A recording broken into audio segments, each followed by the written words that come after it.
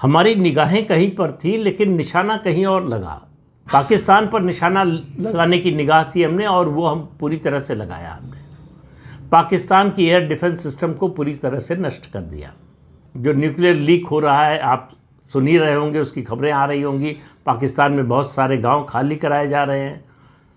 तो वो तो एक अलग बात है कि पाकिस्तान की जो न्यूक्लियर गीदड़ भभकी थी उसको हमेशा के लिए प्रधानमंत्री नरेंद्र मोदी ने ख़त्म कर दिया।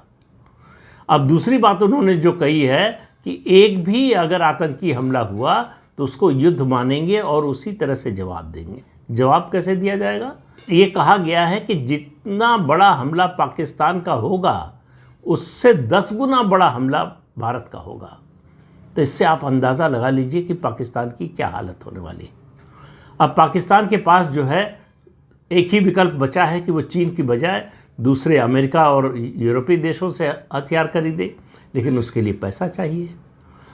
तो पैसा तो उसके पास है नहीं। जो कर्ज मिला है उससे देश चलाना ही मुश्किल हो रहा है।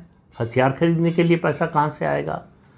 तो पाकिस्तान की जो स्थिति हुई है वो हुई है, लेकिन चीन का जो हुआ है, मतलब जिसको कहते हैं फ्रिंज बेनिफिट, उस तरह से चीन का मामला आया है कि चीन को नुकसान पहुंचाने के उद्देश्य से तो हमने कुछ किया नहीं था।